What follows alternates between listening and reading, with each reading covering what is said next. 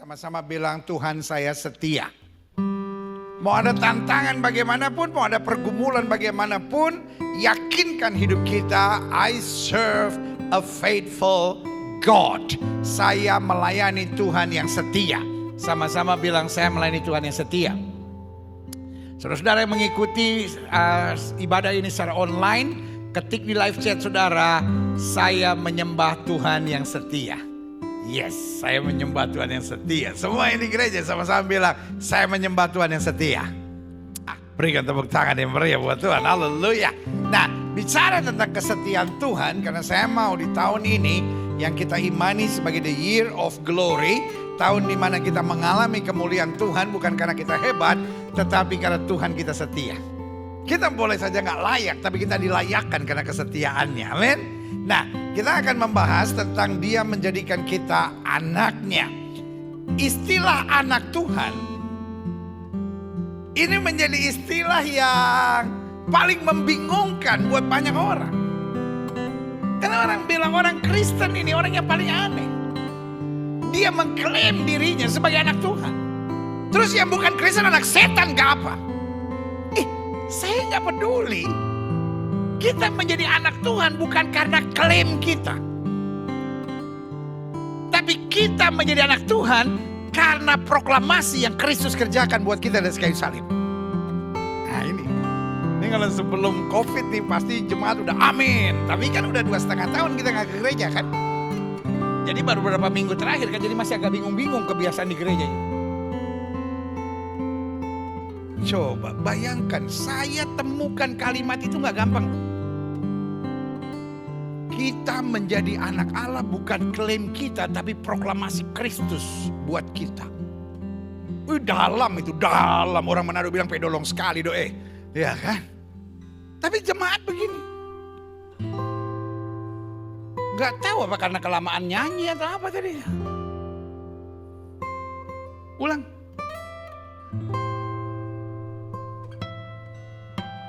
Tahukah saudara, istilah anak Allah adalah istilah yang paling membingungkan buat orang di luar Kristus. Mereka akan berkata orang Kristen ini orang yang paling aneh. Dia mengklaim dirinya sebagai anak Tuhan. Tapi izinkan saya mengingatkan, saya menyebut diri anak Tuhan bukan sekedar klaim saya, tapi karena itu apa yang Yesus proklamasikan buat kita dari kayu salib.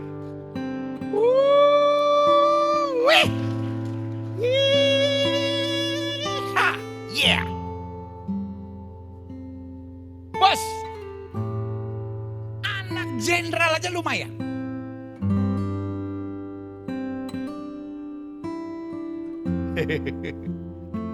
Muka saudara ini gak jelas, pasti lu bukan anak jenderal. Kalau kita anak jenderal, pertama kita gak bisa ditilang polisi. Kalau kita ditilang polisi, kita kasih kartu nama bapak kita.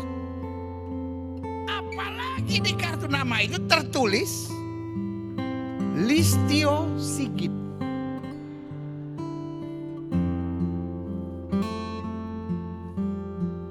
Nanti kalau polisi yang tanya, ini siapa ini?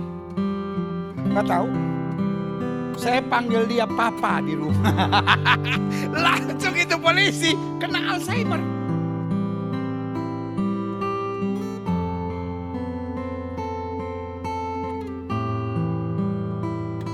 Bos, jadi anak Kapolda, walaupun gak pintar-pintar banget, banyak yang ngajak bisnis. Kan anak-anak muda sekarang kan, bikin bisnis hebat-hebat tuh. Kita yang lulusan dari Harvard, belum tentu diajak. Dia cuma punya otak, tapi gak punya apa-apa, percuma. Tapi kalau anak Kapolda, walaupun gak pinter-pinter amat, banyak yang ngajak bisnis. Diajak dia tuh. Izin-izin gampang deh.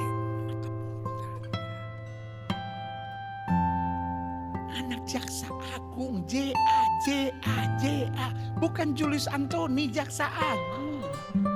Kalau anak Julius Antoni ya biasa lah di Globe boleh lah, di luar J.A. Jaksa Agung.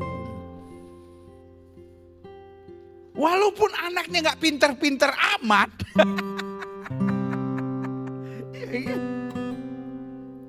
Tapi banyak yang ajak bisnis. Dan walaupun badannya gak besar, gak ada yang berani nyenggol. Lu jangan aneh-aneh tuh. Bapaknya kabar reskrim. Walaupun saudara berotot kawat, bermuka beton,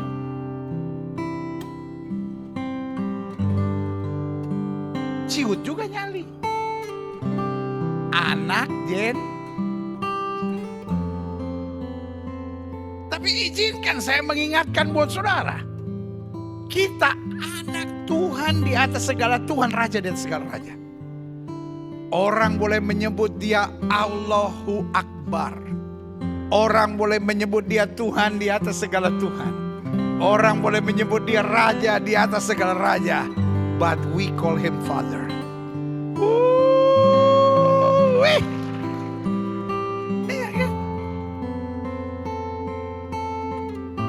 Ketua Mahkamah Agung dalam tugas-tugasnya dipanggil yang mulia.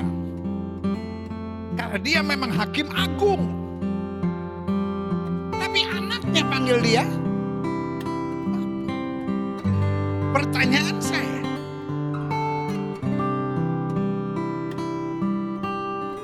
Anaknya Jokowi, Kaisang.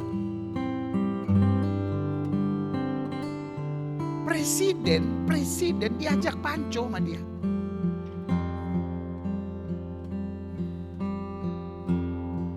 Gibran. Ya kan? Jabatannya cuma wali kota. Tapi anak wali kota mau beli sepatu, dianterin sama Presiden Republik Indonesia. Padahal Jan Etes bukan siapa-siapa. Tapi dia beli sepatu yang antar Presiden. Apa pendapat saudara kalau tiba-tiba saya telepon pas pampres dan bilang, bolehkah Bapak Presiden menemani saya beli sepatu?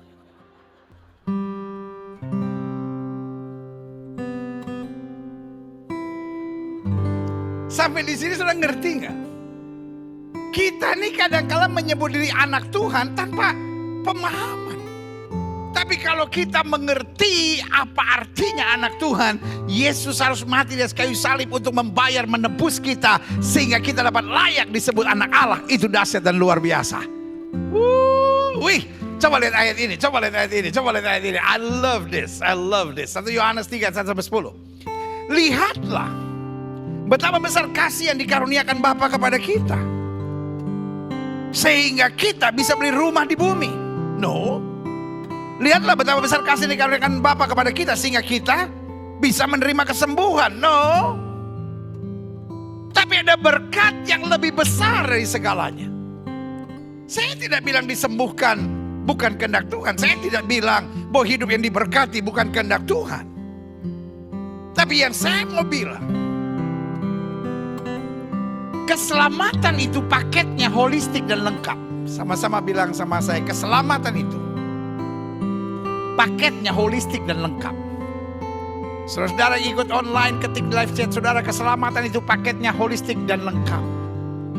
Yes, keselamatan itu paketnya holistik dan lengkap. Tidak ada keselamatan paket hemat. Yang penting saya masuk surga, di dunia banyak penderitaan, di dunia banyak kesengsaraan, di dunia utang gak dibayar-bayar. Hey! Sama-sama bilang sama saya, keselamatan paketnya holistik dan lengkap. Waktu saya diselamatkan, otomatis hidup saya diberkati, penyakit saya disembuhkan, mujizat terjadi. Apa yang tidak pernah saya pikirkan, Tuhan sediakan tepat pada waktunya. Wih, yeah.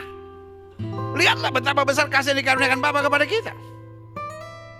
Sehingga kita, terjemahan aslinya bilang begini, layak disebut anak-anak Allah. Dan ditekankan lagi oleh Yohanes, dan memang kita adalah anak-anak Allah. Karena dunia tidak mengenal kita, sebab dunia tidak mengenal Dia. Ayat 2. Saudara-saudara yang kekasih, sekarang kita, 3 kali diulangi, sekarang kita adalah anak-anak Allah. Tapi belum nyata apa keadaan kita kelak. Artinya kita masih ada tantangan, masih ada pergumulan. Akan tetapi kita tahu bahwa apabila Kristus menyatakan dirinya, kita akan menjadi apa? Sama seperti Dia, sebab kita akan melihat Dia dalam keadaan yang sebenarnya. Kalau saudara baca Alkitab, saudara menerima gambaran sorga yang sempurna. Apa itu sorga? Tempat kita menjadi serupa dengan Dia. Bandingkan kalau ada orang-orang yang berkata, di sorga nanti ada makanan-makanan enak. Terus ada yang nanya, lu kok di sorga makan terus, dan lu gemuk dong di sorga? Oh enggak, sorga kita bisa makan tapi gak gemuk-gemuk, rakus.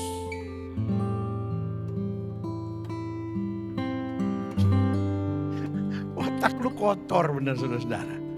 Ada yang bilang, oh di sorga nanti ada pesta-pesta, pokoknya di sorga kita bisa ngerjain apa saja yang kita inginkan. Berarti jiwa lu sakit, lu tertekan, jadi di sorga lu menghayal. Bos, kalau saudara di sorga cuma cari makanan enak, nyesel.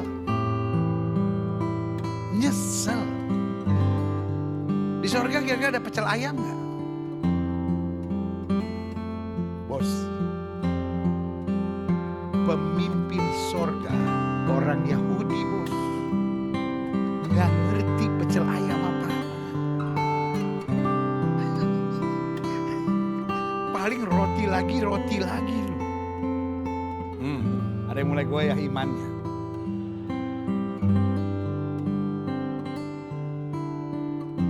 Apalagi saudara yang suka duren, ayah. Saudara pikir di sorga ada duren? Pas penyembahan ada yang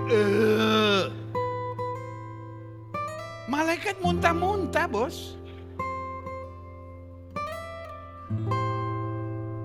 Jadi kalau orang bilang di sorga ada pesta-pesta, di sorga ada makanan-makanan enak, saya mau beritahu, saudara akan terkejut karena di sorga nggak ada makanan. Karena kita hidup sebagai malaikat Tuhan yang terdiri dari roh yang penuh kemuliaan Tuhan, dan kita menjadi serupa dengan Dia. Berikan tepuk tangan yang meriah buat Tuhan. Dan Alkitab bilang di sorga kita semua akan jadi seperti malaikat. Pertanyaan saya, malaikat makan gak? Kalau malaikat makan susah kita. Saya naik motor jatuh, saya tanya Tuhan, mana pasukan malaikat yang menjaga? Maaf, lagi makan.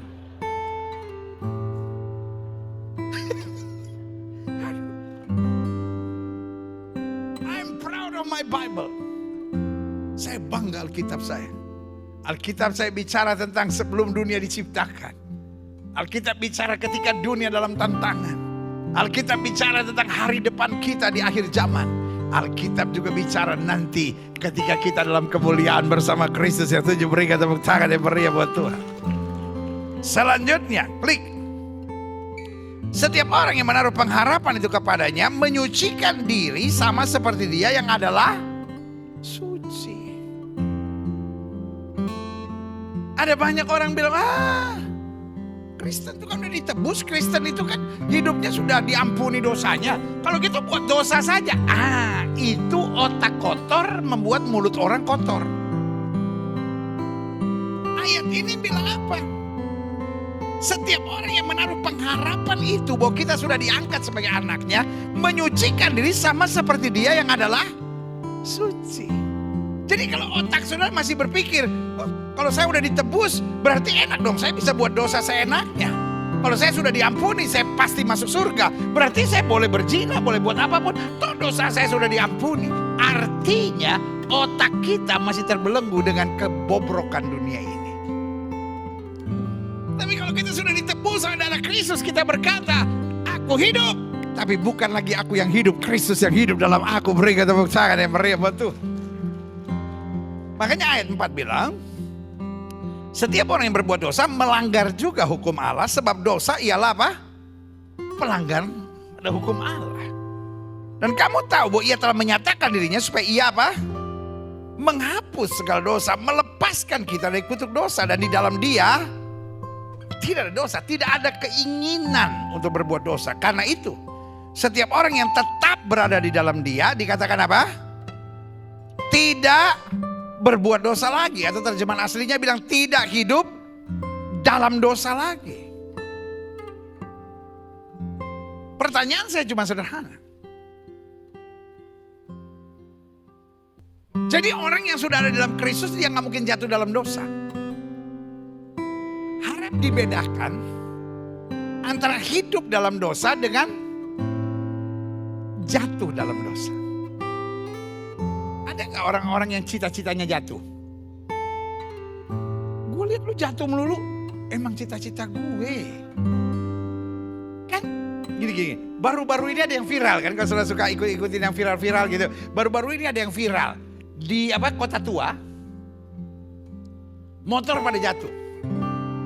Dan kita langsung ikut broadcast gitu kan biasanya kita kan gitu kan, tahu atau nggak tahu pokoknya broadcast aja dulu.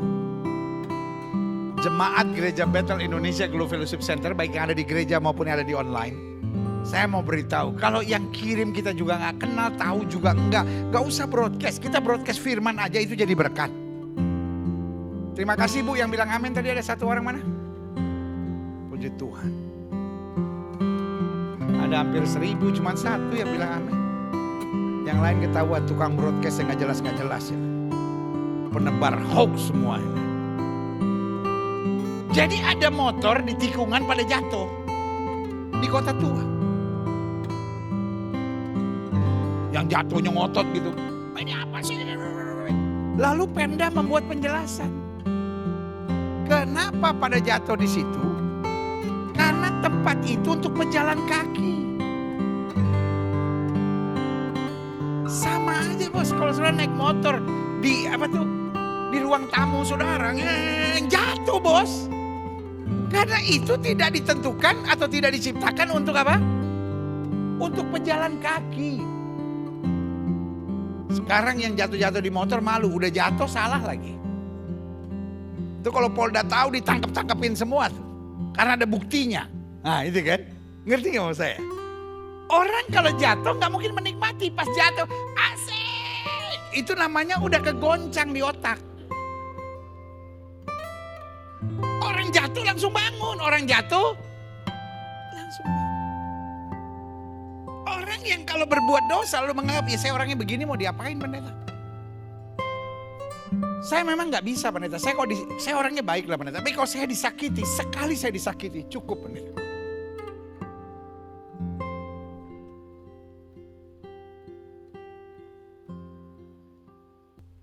Saya memang orangnya kelemahannya wanita pendeta. Jadi kalau ada wanita yang bagus-bagus gitu, ya roh memang penurut tapi daging lemah. Itu bukan jatuh, itu hobi.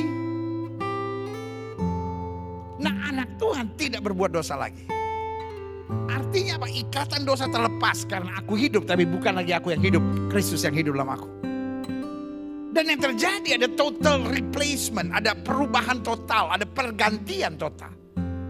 Sehingga Paulus bilang, apa yang dulu kuanggap kebanggaan, apa yang dulu kuanggap kenikmatan, apa yang dulu kuanggap sesuatu yang membahagiakan, sekarang kuanggap apa? Sampah. Karena kita nggak berbuat dosa lagi, kita nggak bisa menikmati dosa lagi. Dulu sudah bohong dan rasa nyaman, sekarang sudah bohong dan gak tenang. Mungkin sudah menatap saya dan bilang, saya kalau bohong tenang aja. Itu dia modelnya. Anak Tuhan bukan berarti gak pernah jatuh. Tapi kalau dia jatuh, dia belajar. Dia tidak mengulangi dosa yang sama. Amin. Selanjutnya, coba lihat. Setiap orang yang ayat yang ke-6. Ayat yang ke-6 bilang, karena itu setiap orang yang tetap berada dalam dia tidak berbuat dosa lagi. Setiap orang, perhatikan baik, yang tetap berbuat dosa, apa? Tegas Alkitab bilang. Kalau kita akhirnya menjadikan pattern, kita menjadikan pola, dosa kita anggap normal, biasa. Loh, saya memang orangnya begini kan, ya namanya kita masih hidup di dunia. Ayat ini bilang setiap orang yang tetap berbuat dosa, yang tidak mau berubah dan menganggap itu wajar, tidak melihat dan tidak mengenal dia. Klik ayat 7. Anak-anakku, janganlah membiarkan seorang pun apa? Menyesatkan kamu. Barang siapa yang berbuat kebenaran adalah benar, sama seperti Kristus adalah benar. Barang siapa yang tetap berbuat dosa, dikatakan apa? Saya nggak tega bacanya. Barang siapa yang tetap berbuat dosa, apa? Perhatikan kalimat saya. Berarti ada orang-orang yang beragama, tapi adalah anak iblis. Udah pikiran saudara nggak usah lihat. Ada banyak orang kalau pendeta buat statement begitu. Ada banyak orang yang beragama tapi ada anak iblis. Langsung dia pikir, kalau gitu mertua gue bener anak iblis dia. Ya ipar saya itu anak iblis tuh pendeta. Habis dia beragama gitu. Tapi kelakuannya.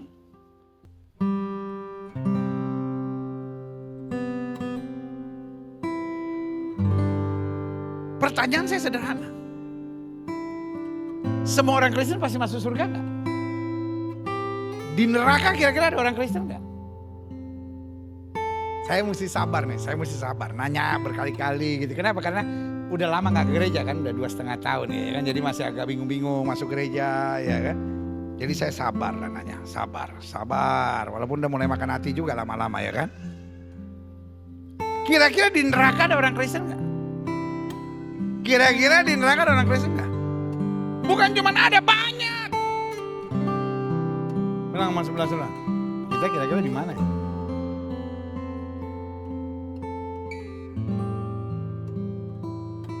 Kan ada orang-orang beragama tapi anak iblis. Dan Alkitab jelas ngomong kok. Barang siapa yang telah berbuat dosa berasal dari iblis. Sebab iblis berbuat dosa dari mulanya dan melakukan pembenaran. Ya saya kan berzina karena memang ya situasi benar. Saya mau jadi bini piaraan. Siapa sih yang mau jadi bini piaraan? Galak lagi dia. Itu bikin saya dalam kali terjepit pendeta. Tapi walaupun saya bini piaraan, ingat loh pendeta, saya tetap kembalikan perpuluhan milik Allah.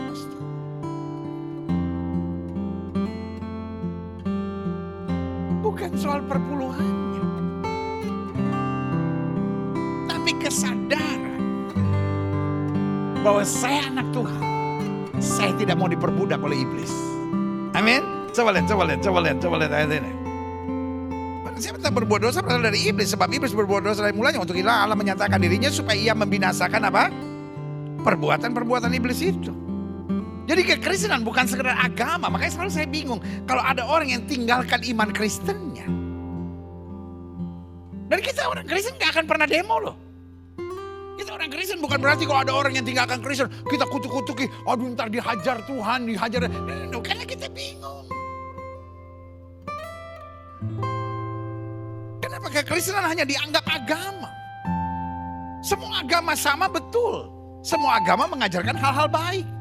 Tetapi kekristenan adalah kuasa Tuhan yang melepaskan kita dari perbuatan iblis. Supaya kita hidup dalam kemerdekaan, dalam kasih karunia Kristus. Yang setuju berikan tepuk tangan yang meriah buat Tuhan.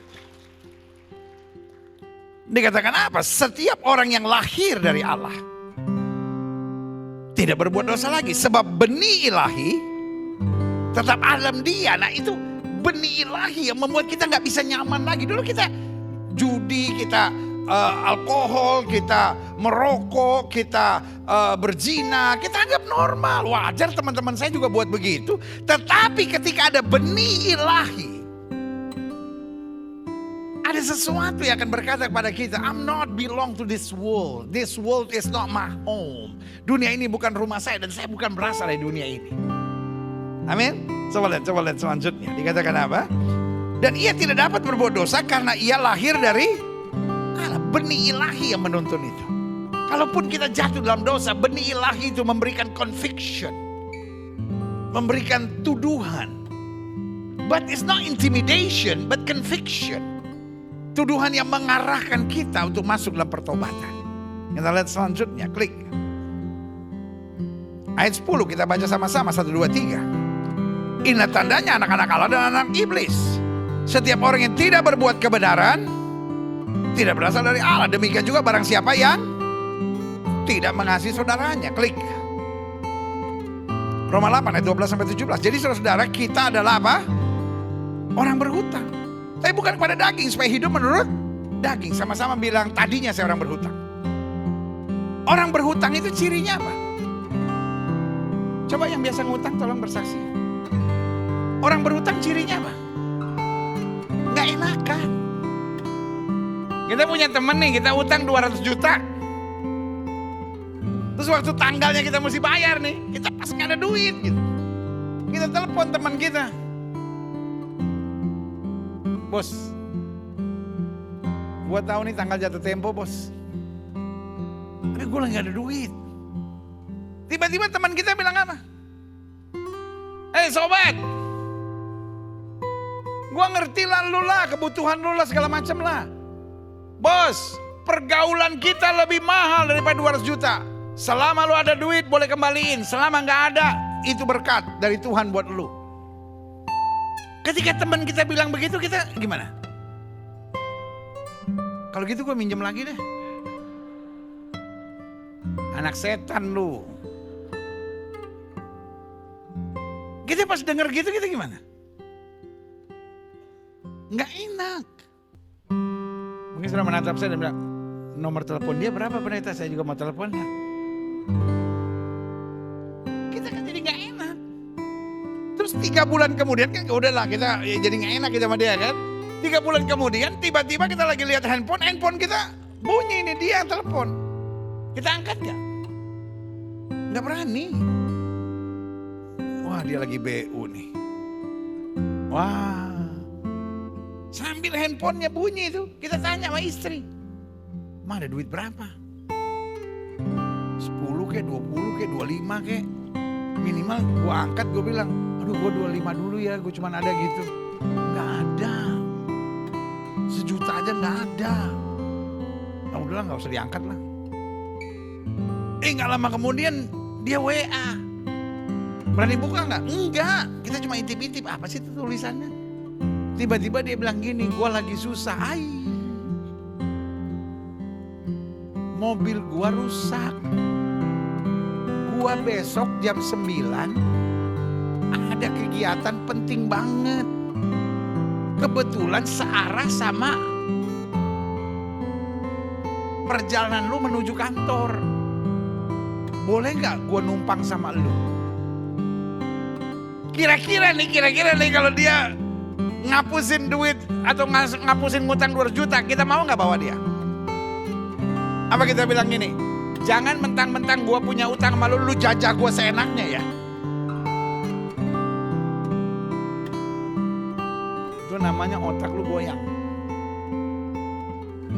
Kita langsung jawab apa? Boleh banget. Jangankan lu, sekeluarga sama mertua-mertua Pak RT bawa. Biarpun gue mesti duduk di atas. Biar. Ngerti gak?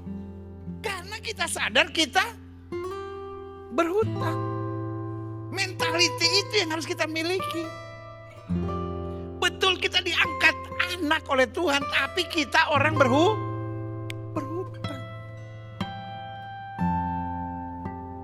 Jadi kita ke gereja, kita melayani. Kan orang aduh tengil banget gitu. Orang kalau sadar berhutang gak mungkin tengil. Ngerti gak sih tengil? Apa tengil? Tengil itu susah dijelasin, bener deh. Saya coba tadi cari-cari bahasanya gitu ya. Bagaimana saya mendefinisikan tengil gitu. Tengil itu nyebelin, lebih dari nyebelin. Tengil itu melakukan perbuatan-perbuatan yang tidak menyenangkan. Bukan cuma menyenangkan. Bukan sekedar tidak menyenangkan. Mau muntah kita kalau lihat orang tengil. Saya sepanjang malam kemarin cari definisi tengil, gak ketemu. Karena tengil itu susah didefinisikan. Tapi kalau kita ketemu orangnya langsung kita tahu. Oh ini yang Gilbert bilang tengil nih. Karena tengil tuh kadang-kadang gak usah bertindak loh. Orang tengil masuk gereja aja nih. Gitu lah. Tengil nih orang. Dia gak ngomong apa-apa loh sama kita. Pernah gak ketemu orang tengil? Di mall kita gak kenal. Tapi ngeliat gini. Ini nih. Benar kata Gilbert, definisinya gue gak tahu. Tapi tengil aja gitu. Terus orang tanya, lu emang dia bikin apa sama lu? Enggak, cuma kelakuannya tengil gitu. Masuk.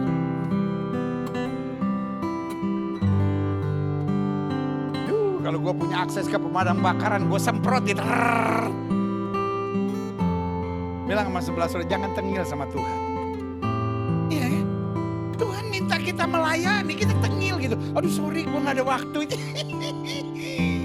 Oh, mau dapat tampeling nih, ya kan? Gak usah tengil sama Tuhan. Kita nih berhutang. Tuhan gak minta banyak kok. Yang pertama Tuhan cuma minta kita bersyukur. Yang kedua Tuhan minta kita hidup bersuka cita. Yang ketiga Tuhan mau kita meninggalkan dosa. Yang keempat kita belajar mengasihi, membawa damai. Amin. Yang kelima setia melayani Tuhan. Gak banyak. Tapi orang tengil tuh ribut aja. Apa sih masa kita mesti melayani Tuhan? Tapi kan saya kan bukan sekolah teologi ya. Apalagi Tuhan minta 10%. Aduh. Folks. Mata Tuhan punya, hidung Tuhan punya, telinga Tuhan punya, mulut Tuhan punya, hati Tuhan punya, otak Tuhan punya. Gak minta 50-50 aja udah mujizat. Kalau saudara join sama orang, dia punya tanah, dia punya bangunan, lu cuman masuk bawa manajemen, hotel kayak atau apapun, 50-50. Tuhan cuman minta 10 loh. Coba saudara iseng-iseng, ketik di Google, perdebatan tentang perpuluhan, ribuan. Perpuluhan salah satu topik yang paling diributin di banyak tempat. Oleh orang-orang yang pelit. Loh, kita yang ngerti, kita santai aja saudara. Karena kita pikir itu wajar, itu hak Tuhan. Amin. Walaupun kita belum tentu tiap bulan ngasih loh. Kan kadang-kadang kita juga jujur sama Tuhan. Tuhan, kepake. Saya bukan gak percaya Tuhan. Bukan juga minta diskon. Kepake Tuhan. Tapi kita tahu itu haknya Tuhan. Tapi karena kita anak, ya sekali-sekali lah. Kan Tuhan punya, aku punya juga.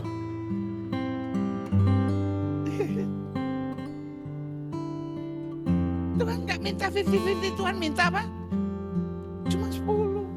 Mungkin sebagian saudara bilang, ya tapi sebelah kan 2,5. Tapi kan gak ada kepastian bos.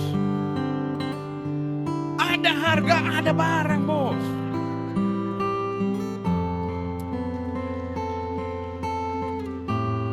Kita nih, aduh bersyukur. Aduh, 10% bos.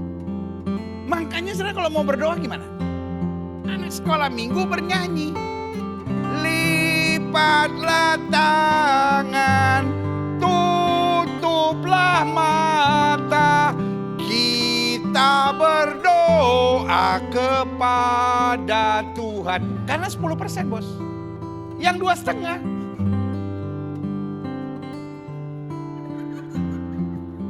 2,5 bos. 2,5 bos. Beda lah. Kita kalau mau kebaktian gimana? Masuk gereja, duduk, dengar firman, ada kursi, 10%. Yang 2,5 nggak ada kursi, nggak ada, percaya nggak ada, ribet. 2,5 kok mau santai. 2,5 kata. Makanya kita tuh ibadah harus saling menghargai. Harus saling menghormati. Karena memang beda. Ada yang 2,5. Mau 10 boleh. Saudara mau 2,5 boleh. Boleh. Ada puasa sebulan 2,5. Yang lihat saya gini. Terus kalau saya kasih 25 gimana?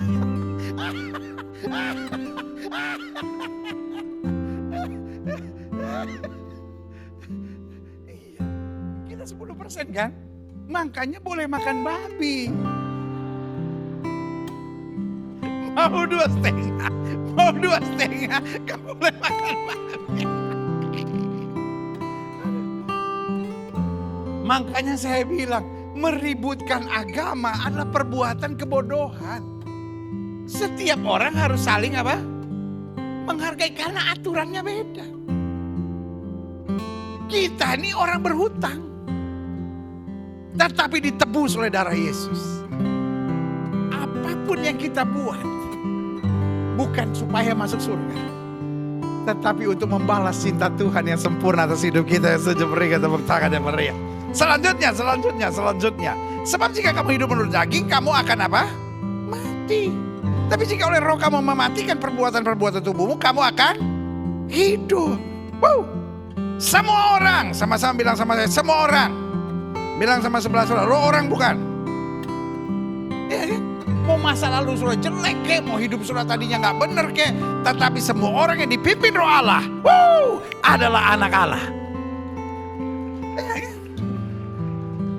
Jadi kuncinya bukan soal agama, tapi soal mau dipimpin atau tidak oleh Roh Allah, atau mau dipimpin oleh daging, mau dipimpin oleh hawa nafsu, mau dipimpin oleh logika atau baperannya kita. Nah, dipimpin Roh Allah.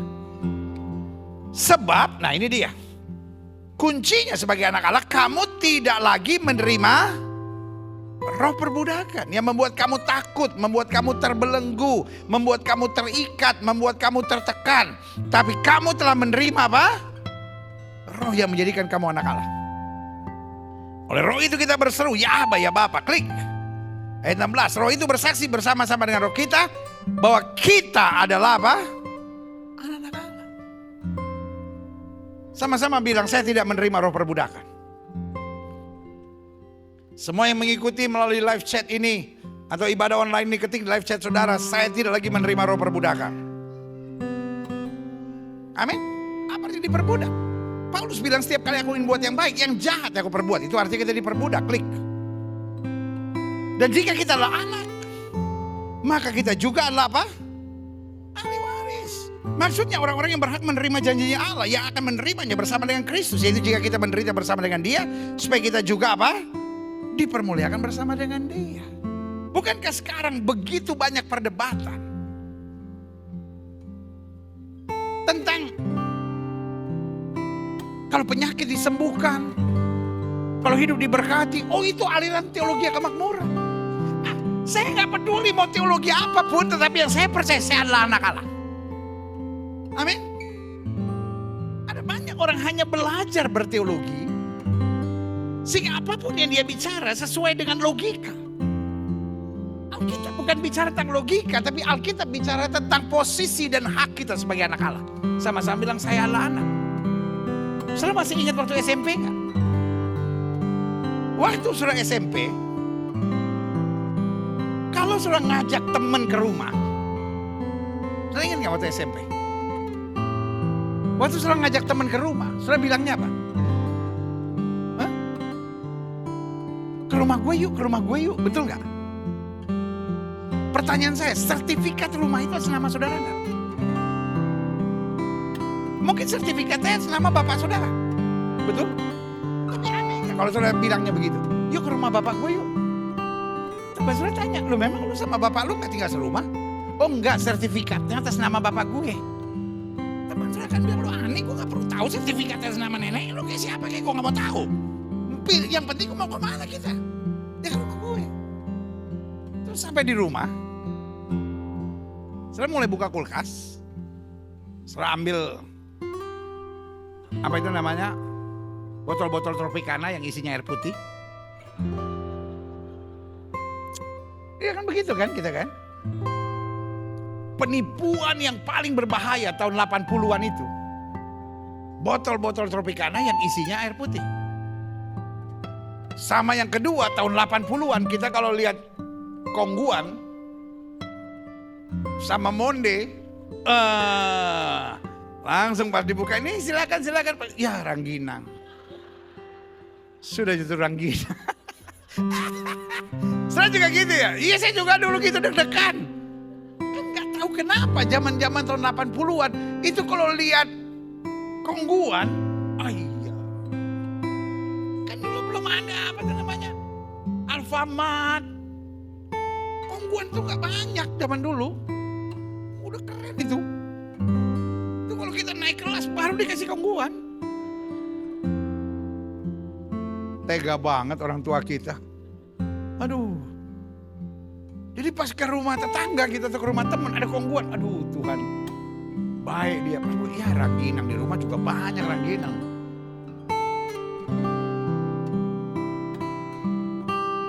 Selain gak usah nanya sama orang tua saudara. Ibunda yang kuhormati dan kusayangi. Teman-temanku datang. Apakah ibunda mengizinkan untuk saya mengambil 5 botol air putih dan 1 kaleng Kongguan yang telah berubah menjadi rangginang? Gak perlu main, ambil aja. Kenapa? Apa yang mereka punya saudara punya.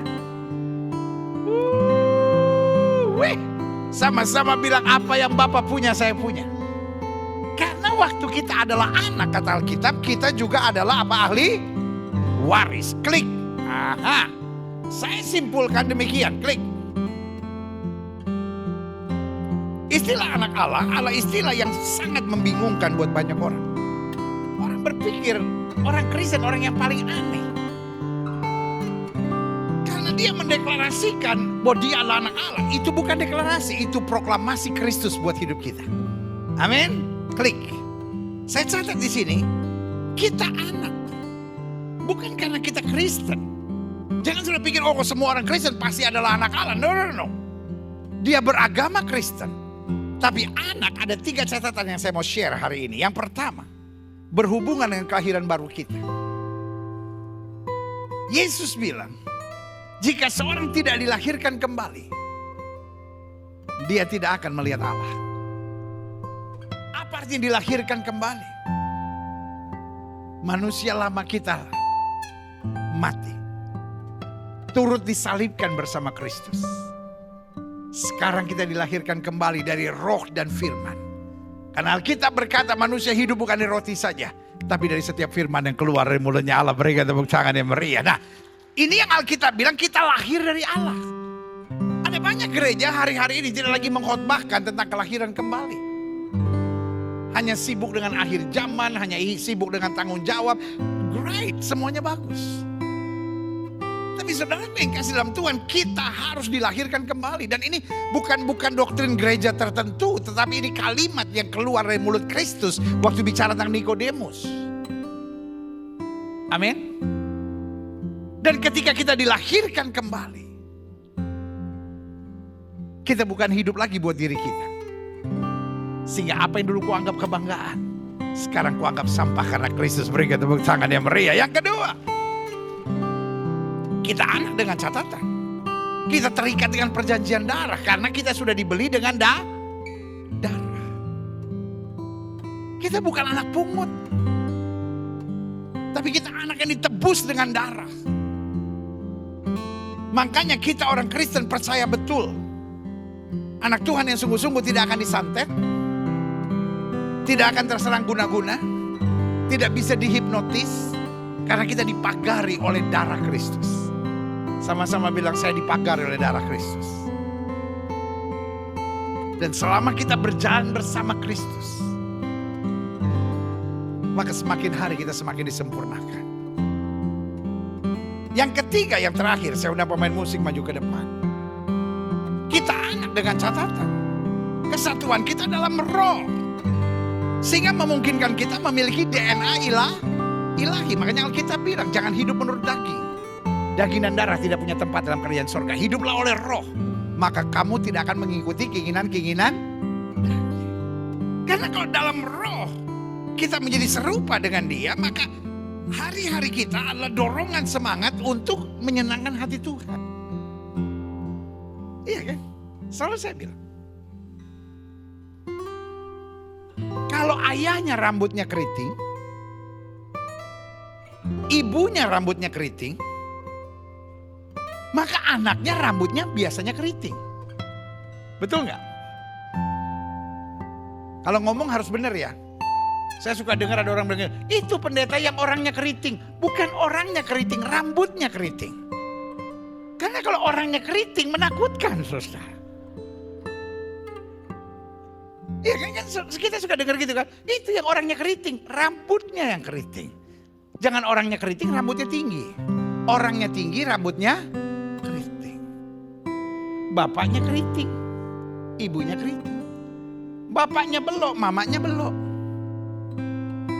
Bapaknya kulitnya hitam, ibunya kulitnya hitam.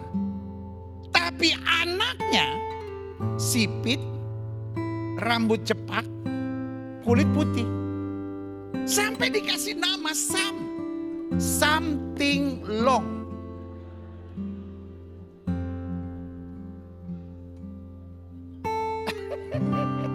Something long ah. Ngerti gak mau saya? Kalau Kristus mengampuni, kita penuh benci. Kristus sabar, kita emosional. Sebetulnya kita anak Allah bukan? Daud berkata, dengan apa ku balas kepada Tuhan segala kebaikannya. Kecuali aku hidup hanya untuk menyenangkan hati Tuhan. Berikan tepuk tangan yang meriah buat Tuhan.